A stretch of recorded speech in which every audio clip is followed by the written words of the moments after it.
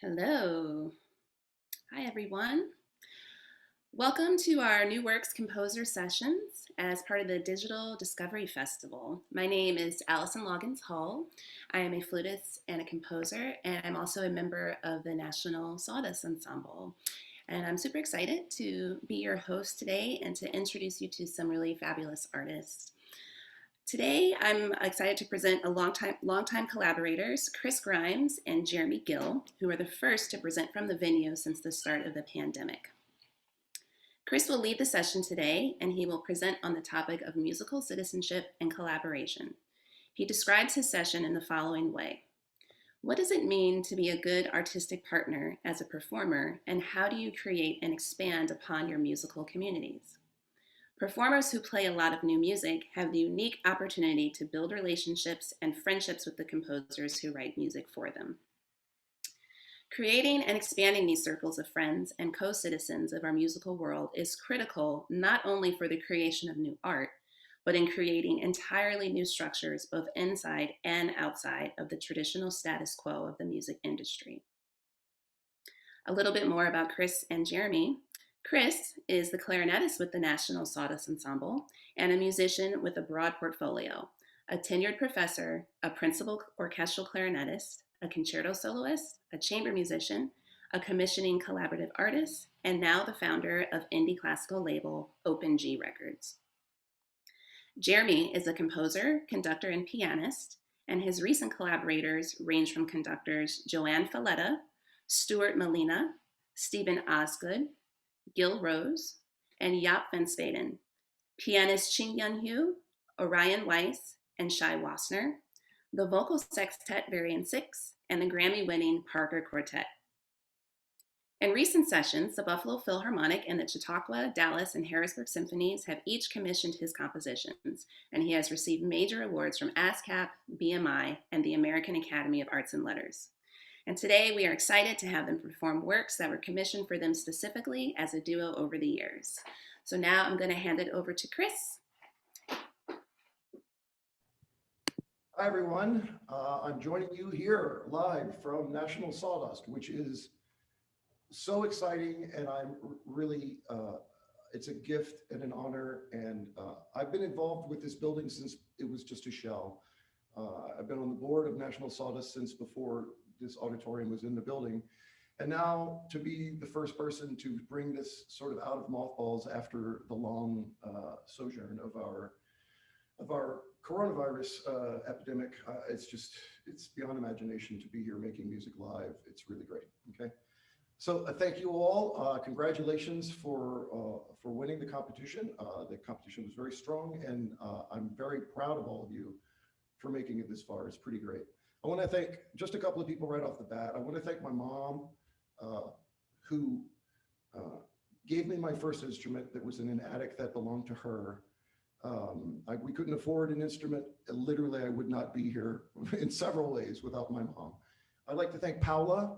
Paula gave me an opportunity to present concerts in this building at a time when there was no real reason to believe that I could do it, and she believed in me anyway, and I always am very thankful to her for that. And I'd also like to thank Charles, who was here at 2 o'clock, who's over at the booth, helped us set up all of the technology, was on point throughout. I'd like to thank Eve, who organized everything, and I'd like to thank Allison for hosting it tonight. I'd also like to say that Allison has another stream after this with Ensemble Pi at 7 o'clock, where they'll be performing a new work of hers in a concert called Reparations Now, and you should definitely check that out at 7 o'clock. So, as I've been thinking about what I was going to say, people who know me, it's no surprise that I'm not showing up with a PowerPoint presentation or a list of things. It's just not how I roll. I'm really just a clarinet player who happens to do all of this other stuff. So as I was trying to figure out exactly what I was going to say, I was talking with my wife, and she said, maybe you should give them a bunch of don'ts, like what don't you want to see in first drafts, all this kind of stuff. And I don't really want to be the person up here who gives you a bunch of don't do. I told her I wanted to be someone who told you to do. And then I laughed because I said do, and I'm 12. So what I want to do is be encouraging and positive for you and give you just some, before I play a little bit, I want to give you some keys that I think are important to not only being a musical citizen, uh, but being successful in your career and in life. Number one, and I'll go over this in some detail, be nice. Number two, be brave. And number three, be legit. Okay. And I state that in different three ways. You need to have three things, I think, really to to be as solid a person, musician, and citizen as you can. You need integrity, you need empathy, and you need hard work. Okay. And I'm gonna go through just a little bit of that action right now. And I learned a lot of this, well, not a lot, but I learned the crux of where I wanted to go with my life when I met a composer named Steve Stuckey. Steve was a Pulitzer Prize winner. He was composer in residence for the LA Phil. And when I met him, he was teaching at Juilliard. We were doing a recording project together. He had no reason to trust me. He had no reason to give me as much time as he did. And he did. And then in the midst of making this recording and this project together, all of his chamber music with piano being recorded for the first time, he died very suddenly from brain cancer. He died, it was diagnosed and died in 3 months. And so because I was in the middle of all of this, I was involved in a lot of production for music for memorial services and places that were remembering Steve. And what struck me beyond imagination was that every single person, to a person, that I spoke to about Steve Stuckey said, that guy helped me. He got me into the line for this job. He recommended me for a competition I wasn't ready for. He put me in this position. He put me in that position. But literally, every single person that was involved that I spoke to said, he helped me. And I realized in that situation that that's who I want to be when I grow up. I want to be someone who offered light and help, because none of us make it in this business without the assistance of other people. And that's sort of one of the things that I'm going to emphasize today. So let's go back to be nice. Okay, that's my first rule. And if people knew me in my 20s, they would not imagine that that would be my first rule of success. But it is. Being nice and being a person who shows up with a smile on your face and is not difficult to work with goes so far beyond being a good player that it's hard to actually imagine. There are a lot of good players, there are a lot of good musicians, but in the end, when you're a professional, you end up spending an awful lot of time with these other people. And the hang becomes an important part of the process. There's a lot of waiting backstage, there's a lot of waiting in rehearsal. And if you can't hang, then that's a really tough situation to get your second call. You might get your first call, but if you're not fun and you're not an easy person to work with, you may not get the second. Be brave. This is something that I really learned from Paula directly. I personally, even though I'm out here in front of you, I have really crippling social anxiety. That's the fact. Jeremy knows it. Most people may not, because I have a suit of armor that I wear in public, but in reality, I always assume that the answer I'm going to get is no. In fact, I don't think you want to hear from me at all. I have to be very brave to write emails, to call people. But beyond that, say you don't have the handicap that I may have in dealing with people on a one-to-one basis. What I learned from Paula, and is absolutely true, is if you're a young musician and you cold call or you contact a person to ask for advice, to ask for help, even just to make a contact, 99.9% of the time, your answer is going to be yes. It's not going to be no. Most of the people who are working in our business know that nobody makes it on their own. Nobody makes it without a leg up. Let me just tell you from what happened with me, that sort of put me inside this world of new music. I was playing a lot of new music, but my training is extremely traditional. I come from a time before digital music. I come from a time before the home computer. Okay. I didn't even see the internet until I was in my master's degree. Okay. So prior to that, I know it's even weird to think about. Prior to that, you had to seek out everything. There wasn't a YouTube that I could go to listen to music. There wasn't Apple Music. There wasn't Pandora. There was nothing. You had CDs or the radio or the listening library at school, and that was it. So I had to learn this very traditional way of playing that then I started to play a lot of new music. And then the person that I met that changed my life the most, besides my teachers, was Joan Tower, who wrote a number of fantastic clarinet pieces and for whom I played her concerto in 1998 when I was a graduate student. She invited me to the Norfolk Festival, that's part of Yale, for the Contemporary Music Festival. I couldn't afford to go. And my teacher, Elsa Verder, also a legend, paid for me to go. And at that festival, I met Michael Hirsch, who is now head of composition at Peabody. I met the members of Bang on a Can, and I got to play with them, other members of Speculum Musicae and older new music groups. And it really was my foray into being a legitimate player and citizen in that world where I already was in the sort of traditional classic world. And that would not have happened were it not for Joan saying, come be with me. Were it not for my teacher saying, I will take care of you. So there's a two-sided coin of that, is that when you're on your side of this and you're younger, you have to be brave enough to say yes. And when you become to be my side of things and you get older, your job is to say yes. Your job is to not forget that you didn't get here all on your own. Your job is to still be the person who understands that level of citizenship. So, be legit is the third thing. You should pursue your craft with relentless intent. There's one thing, I'm very fascinated with successful people, and I don't really care what they do. They could be basketball players, they could be ice skaters, they could be basket weavers, they could be chefs. I don't really know, but if you're world class at what you do, I want to know how you did that. I want to know what your daily process is. How long do you work? Do you work the same time every day? And the one thing that binds everyone that I know of that has had long-term success is hard work. And that cannot be replaced. Okay, so be brave enough to just slave away at yourself and go at it as hard as you can.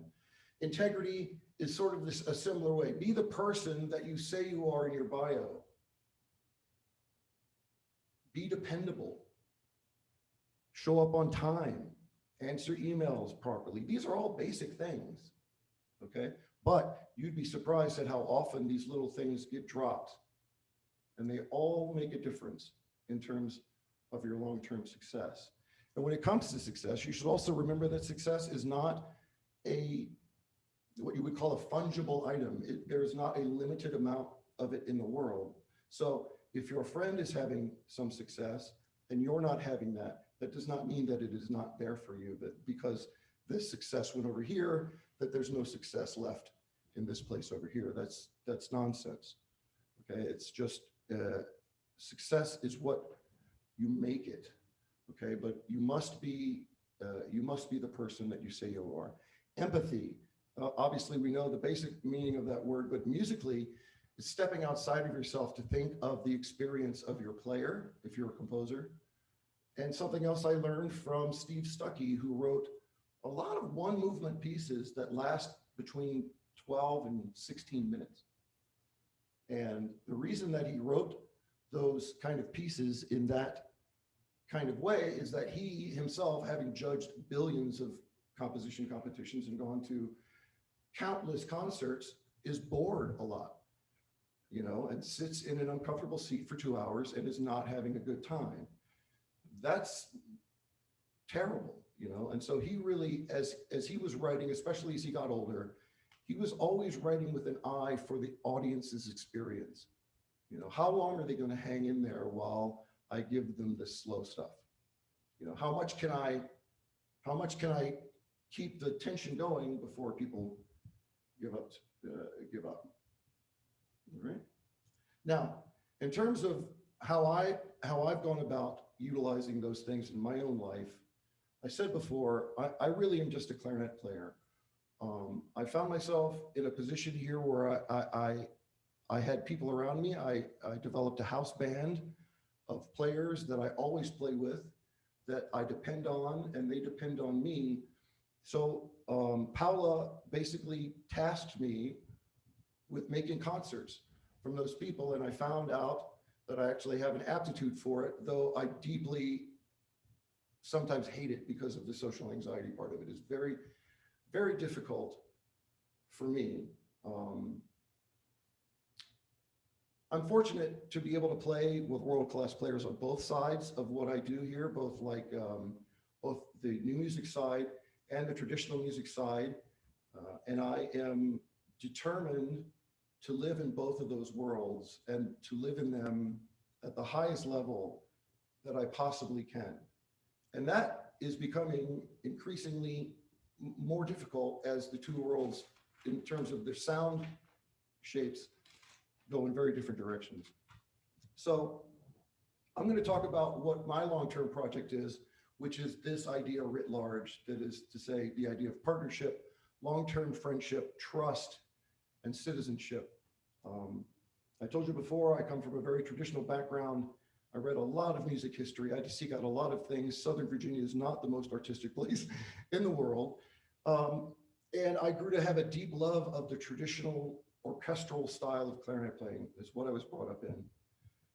And looking at the history of my own instrument and the pieces that have made it and stayed within the canon, I honestly believe that all of them were written for a specific person. And almost all of them were written for friends of the composer. Mozart wrote his trio, his quintet, and his concerto for his friend Anton Stadler, his close friend, gambling friend, drinking buddy. He owed him money. The concerto came because he owed him money from a gambling debt. Brahms, his clarinet player, he wrote a quintet, he wrote a trio, he wrote 2 sonatas for Richard Mühlfeld, who had an incredibly intimate, deep relationship with Brahms. He brought Brahms out of retirement to write for him. And these are pieces that are very near and dear to my heart. And as I was starting to play a lot more new music, I was, my own teacher at Indiana told me that nothing after Bartók was worth looking at. Well, Bartók died in 1945. That doesn't really leave me with anything. These pieces came from relationships, from two people who knew each other intimately and created something together. That's what I wanted to do. So I started to commission students within the composition department at IU to write pieces for me. Promptly got me basically blacklisted from my studio because I wasn't playing Weber and Brahms all the time. And then my graduate recital was nothing but late 20th century music, which it was at the time. But I've always still held this really clear classical, traditional, Western classical notion of how I should make a sound. And it's something that I have taken to be an indelible part of me. I am a vocalist. I am a clarinetist whose voice I'm a singer whose voice happens to be a clarinet. That's really, really what I believe. And I just want to add a disclaimer that I also, when I show up for, I'm only going to be talking now about this project, this long-term personal project. When I'm a hired musician, I go in and I play whatever is there. But for my personal project, I want to merge this world where I am making fluid, traditional, beautiful vocal clarinet sounds with something that's being written for me today. And also to put myself in that long line of musicians from the beginning of time who've brought joy to people who've worked together, and in particularly in the interest of my own instrument, the clarinet, and to, in the 20th and 21st century, carry on that tradition of musicians working together to make something spectacular. And this happened most recently before I get to playing. From my knowledge, the most recent real version of that composer and clarinetist relationship is a relationship that Joan Tower had with musicians of her ensemble, which was the Da Capo Ensemble, is the Da Capo Ensemble, but was with her back in the early 70s. Clarinet player named Laura Flax, who died recently, but she wrote several works for her, including one called Wings, which is an unaccompanied piece, which of two pieces has probably entered the standard rep, the canon rep, that and a piece by Schumann Rand called Monologue. And they were both written for Laura Flax. And they both knew her and her playing intimately. And I think one of the reasons that those pieces have entered the lexicon is not only because they're fantastic, but also because they feel great to play for me. Like, I feel like I am part of the process of making that piece a success because she wrote it, they wrote things in such a specific way that is a particular way of blowing through the clarinet that's very traditional and very, very classical. So that fits all in with my general personality. I'm a classicist in almost all things. I make I'm careful about how I make my coffee. I'm careful about how I make my alcoholic drinks.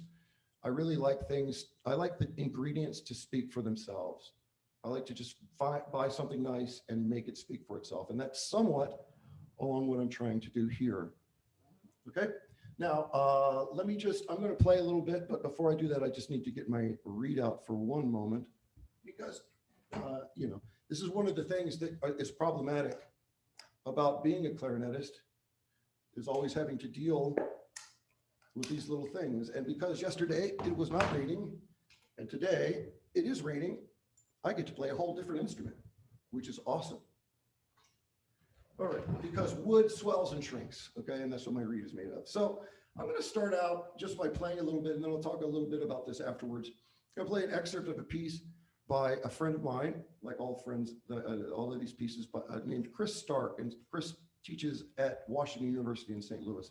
Was a student of Stephen Stuckey and a good friend of my pianist, Zach Bierkin. And so we started to hang out. And then I produced a concert in St. Louis and asked him to write this piece for us, which he did. I'm going to play about the last half of it because we would run out of time if I played everything that I wanted to play today. So this is a piece called Horizon. And let me just get to it and play a little bit, and then I'll talk to you.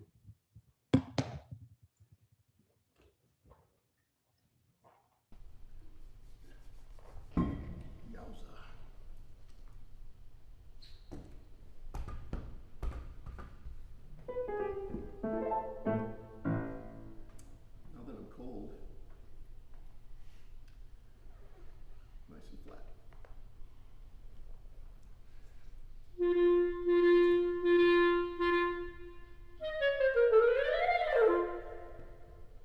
All right.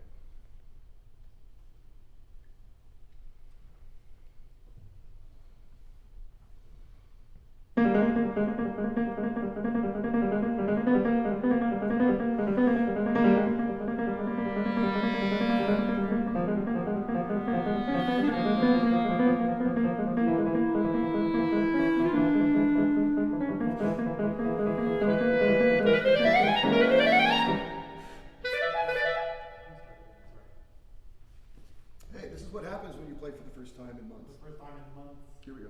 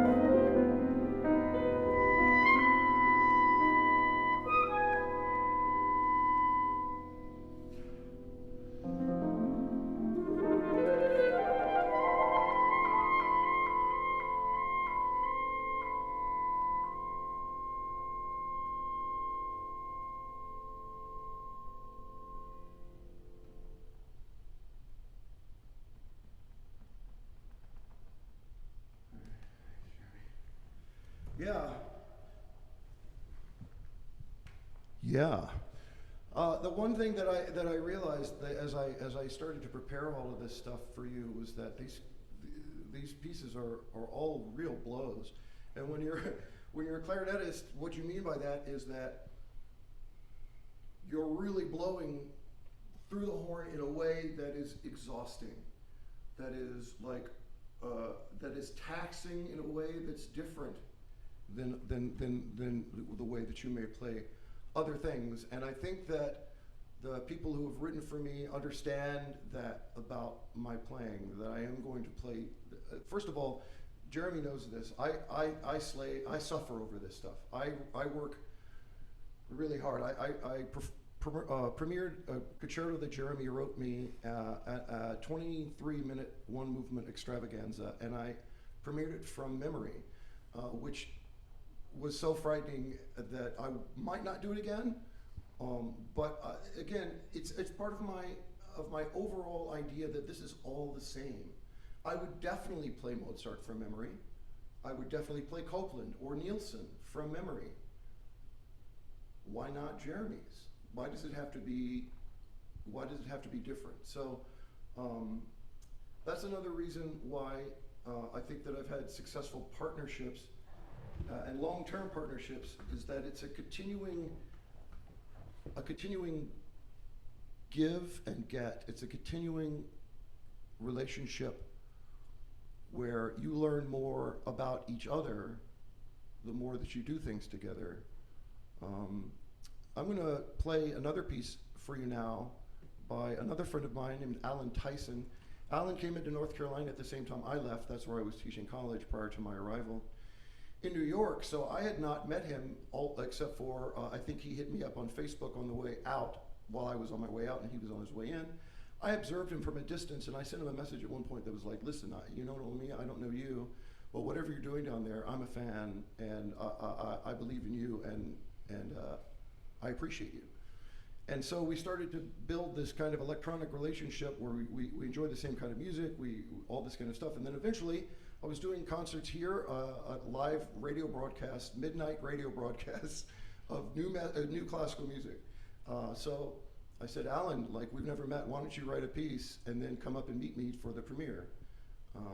And he did, and I got this piece, and then it will be, eventually a second movement of this will complete this piece. But right now, this is the piece. It's called Sleep Now, Oh Sleep Now. It was written for me in 2016. Some of it is extremely soft, some of it is extremely loud. It'll be great.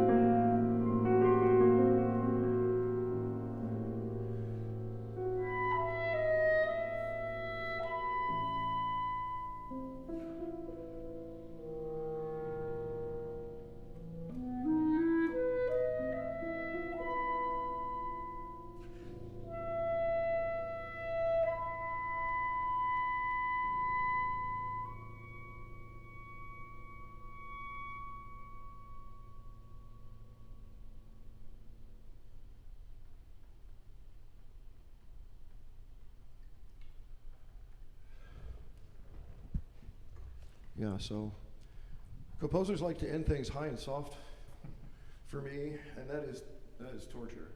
It really, it really is. In fact, you know, Joan Tower does the same thing.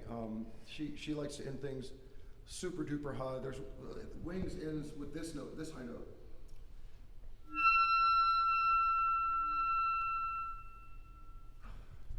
That you have to take down literally to nothing. At the end of 7 pages, it really, I consider the way she writes is like sprinting a lap as fast as you can and then holding your breath for 30 seconds. That's what it feels like. And that's what it feels like even at the end of that. The end of that story is that she wrote a piece for my teacher Elsa, and Elsa said, Joan, can you please write me a loud ending? Can I end with a bang instead of end with something soft? And she did. I have a couple of other pieces to play for you. We're sort of running short, so I think I only can play like the first half of this of Eddie's, and then okay. Eddie Jacobs, I'm sorry, I know you're out there and watching, but I'm running short. I'm going to have to play the first half of your movement. This is one of the deepest friendships I have in my life is with this man, Eddie Jacobs. The first day that I was a young professor, I was 29. I was just out of school. He took me to dinner the first day, and we were inseparable friends for years until it was time for me to leave. And we did a lot of things together, listened to a lot of music, hung out a lot, ingested a lot of substances together. And he wrote me this piece in 2004, and the outer movements are insanity, but the middle movement I want to play a bit of you for. It's a recitative, and it is an old song. I don't know where it comes from.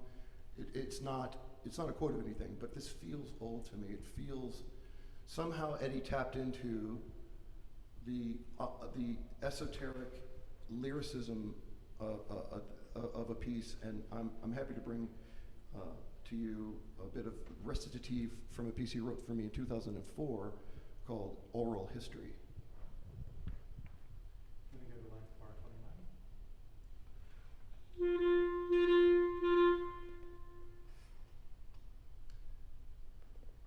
How about just like the little gestures after at 30, and then you'll play 30. I'll play that. Whatever you.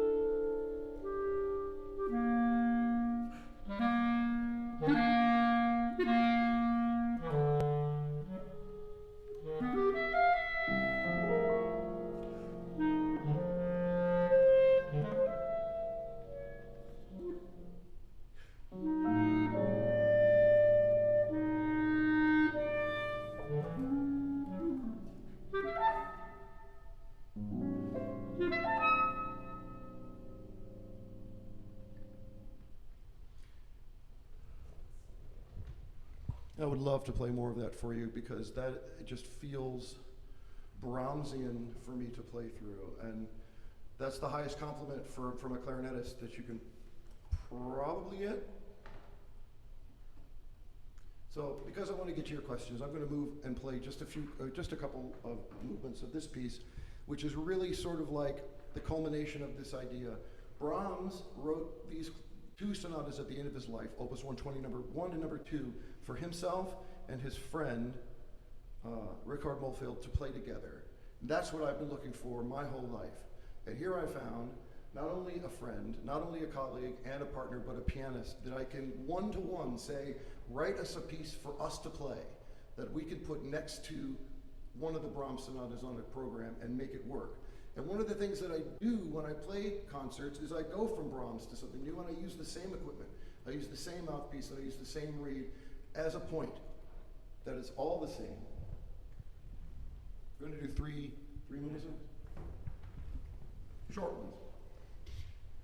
It's silly to start with this one.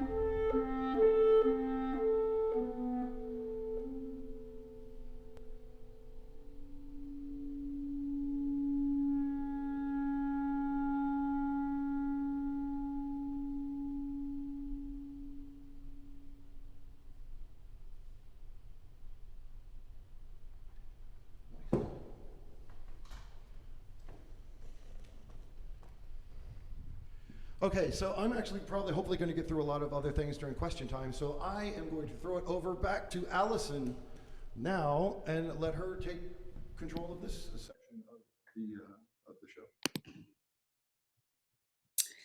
Thank you so much, Chris and Jeremy. It's just so wonderful to hear music coming from that space and to see people making music in that space. It's been a really long time, so thank you so much. And also for your words, Chris. So many times I was sitting here and I was like, yep, he's right. So I hope you all really listened and took what he said to heart because he's really spot on. So we're going to now Thanks, transition Allison. to, you're welcome, yes. We're going to transition to questions from our composers. And the first one will be from Jesse Cox. So while Jesse gets ready to present his question, I'll introduce him. Jesse is a composer, a drummer, an educator, and scholar in pursuit of his doctorate degree at Columbia University. He is currently residing in New York City, and his roots are in Switzerland and Trinidad and Tobago. So, welcome, Jesse. What's your question? Hi, thanks for the introduction, and thanks, Chris and Jeremy, for a wonderful performance and very inspiring presentation. I wanted to ask about maybe some tips you could give about how to move from, that process of making connections and friendships to then, as you said, making the band and commissioning and finding resources to do such projects. Yeah, that always, paying for things and figuring out how you're going to move from like a student type of situation to one where you're, first of all, you're not going to make a whole lot of money in this business. Like it is, for me, before I get to some details, I don't care much if I make money doing this. What I want to do is when I leave this earth, I want there to be something that I left behind that's beautiful. Okay, so that is almost always my first goal, and it is not how to necessarily pay for it. At first, there are a couple of things. One, you you you have to establish who you are. I think I got a bit of your question last night, and I thought immediately of Joan Tower and the members of Da Capo forming in New York around 1971. They were all students, around 25 years old, Columbia, NYU students for the most part, some Juilliard. And they, it's a collective, ended up being a collective of composers and players. And I really think that that is where the power of creating a collective lies is not in necessarily, you have plenty of ensembles, you have plenty of composers, but what I would love to see more of and what I'm trying to strive for is to combine the idea of composers being parts of the band. You know what I mean? And constantly putting out. So in terms of paying for that, well, one of the things that I have at my advantage, especially with National Sawdust, is that Paula gives they give me the space for free to do shows. That is an enormous cost that goes off my books. I never pay myself. I don't get a dime, so that gives me other money to pay other people. Okay, that's just I'm able to do that. I've developed relationships with some family foundations that allow me to approach people personally. And that is, again, another part. It's one thing to say, hey, I'm a stranger. Would you like to pay for an evening of new crazy music? Mm. Hey, I know you. Would you like to help me make this thing? You could help me make this thing. That's a very different approach. Okay. So when you're thinking of raising funds, when you're thinking um, of going into people's homes and asking them to give you money, you have to you. It's very rare for someone to ask a stranger for money and for them to say yes. It happens all the time, but it's much more common for for you to lend money to someone that you were a friend with, or that you are, or give money, I should say, to someone that you're a friend with, or that you have bought into what they're about. Okay, that is part of forming the people around you, so that I mean, I guess I'm the sort of nominally the leader of the band that I have, but I don't, besides organizing things, I don't really like to do that. I don't want to be a leader. I just want to play it. I want to play in the band. So I think a leaderless organization that has both composers and performers, that has a unique and concrete outlook, is the first thing that you really need to have to build the reputation that you need to have to ask people to help you. Okay, and I know that's sort of nebulous, but one of the ways that I was able to sort of find success early is that when I came to New York, I had already been a tenured professor. I was 40 years old. So I knew people in the city that I could call upon to play for me. They knew I would return the favor. I don't ask for people to play for free, but the first concert I did. The first concert, I was like, I need a leg up. I need you to come in and play for me, and you know that I will hit you back. And I did. I made recordings and performances and produced things for every single person who played on the first shows that I did. So it's really just at the beginning, it's a question of returning love and favors and creating an identity that collectively you inhabit. That way, when you approach foundations, when you approach individuals, and when you do fundraising, when you do what Variant 6 did their own fundraising for this recording we're doing, right? There's 6 people in a vocal group. They raised money by themselves. They're probably the people to ask this question, to put together an entire recording that they handed me.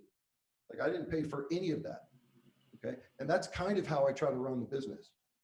I try to make sure people are paid, but I try to make sure that I'm not the one who's paying for it. Okay. And it's sort of like weird and like it gets beyond the point of being a young musician and composer. But as you get older, you will meet these people. As you get older, you will have the opportunity to build not only a set of friends, but a set of fans. Okay, and once you reach this about a plateau of around 2,000 people in your belief system, then it's sustainable. But you need about, I think about 2,000 people to really believe in what you're doing. And then, it's not that expensive to put on a music concert. Honestly, a chamber music concert, yes, an orchestral concert is unbelievably and ungodly expensive. If you do a show with 3 people, it's not as heavy a lift as you think it is. All right. But you have to be someone that people want to believe in, and you have to give them something to believe in besides a nebulous idea of, hey, we like to play some new music. Why? Why is it important for them to come with you on that? And then if you can get them like that, then they become part of of the family of what you do. Because literally the concerts wouldn't happen without that, right? Without like somebody giving some money, it doesn't happen. So it actually they become part of the collective, right? Everybody has their own role, and not everybody has the money role. Great. Thank you so much for that question, But Jesse. Variant 6 is going to be doing a thing tomorrow. Sorry, Variant 6 is doing an online thing tomorrow. I wonder if they talk about that at all on that. You think? You know what, Jesse? I'm going to put you in contact, if you don't mind, with some people who've done it more recently than I. Okay, so afterwards. That would be great. Thank you. Thank you so much. And that's how, if I can say to everybody, if you want to send me any questions at any time, I'm Christopher.Grymes @gmail. I will answer your emails if you have questions, okay, or need a hookup or whatever. I'll do it. Well, Chris, I think we actually have time for one more question before we wrap up today. So we have something from Michelle Chang. I'll let her give her a chance to queue up and introduce her in the meantime. Michelle, a 1.5 generation Taiwanese American, is an interdisciplinary artist who uses music, experimental theater, and other forms of media to be in dialogue with social issues and cultural identities. She is a co-founder of the interdisciplinary feminist improv collective FFF and the experimental pop duet Meowark. Did I say that right? Meowark. Okay, great. So what's your question for Chris? Thank you, Allison. Thank you, Chris, for the presentation. It really was awesome to see like a live performance at a venue. So the question is, how do you find your multifaceted roles as a performer and curator help to support your collaborative work? And do you think working in chamber music really helps develop these relationships? Okay, I'll start with the chamber music part first. First of all, I have to say I'm really glad to see you here. I was on the first round. I was a person who judged your materials, and I thought your stuff was really really cool. So I'm really glad to see you here in the real thing. Yes, chamber music is my great love. There's nothing better than playing not only this music, but playing it with friends and people that you trust. And for me, with social anxiety, that is actually a really huge part of it for me. Like I was not able to get a pianist for myself for a long time just because I had to trust. And so when you're in that circle and you're giving and receiving that trust, it starts to bleed over from the musical part to a life thing. So I would say that yes, chamber music is a major part, I think, of why I do what I do, and I do mostly chamber music on my own rather than playing an orchestra. It's just not my thing. Um, for the other part of the question, I find that again, I'm an accidental producer. I find that uh, it only informs my music making in the sense that I, I've come to understand that people trust me and my musical instincts, and that the people that I trust and love tend to love me and trust me. So more than anything else, I don't know if musically it's changed me as much as it's changed me personally, to realize that like the trust and love that you put behind the effort of making art is hard, and making it with other people is hard.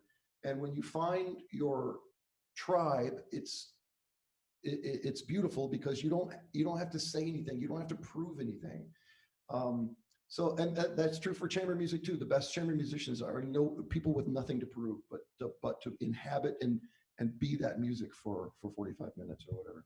So I would say that putting on other hats has allowed me to meet other people and to sort of broaden my personal ability to trust and return trust and love. But in terms of musically, I think I'm too stubborn to probably change, except for what I want. Thanks for the question. Thank you. That was wonderful. Thank you so much. Yes, thank you, Michelle. That's a wonderful question, a great answer. Once again, Chris, I'm just like nodding along with everything you're saying tonight. I got So, along to your Twitter feed, so oh, awesome. Yes, we are like-minded in that way. So I want to wrap up this evening. Thank you all so much for joining us in this session of our New Works Composer session with Chris Grimes and Jeremy Gill. Thank you too again for the wonderful playing and the wonderful words. And that's that. So there's a little composer hang for you guys afterwards. And I want to say good night. It's great to see musicians in a venue doing their thing. Hopefully we'll get back to seeing more of that more often. So everyone have a wonderful evening, and thank you for joining us tonight.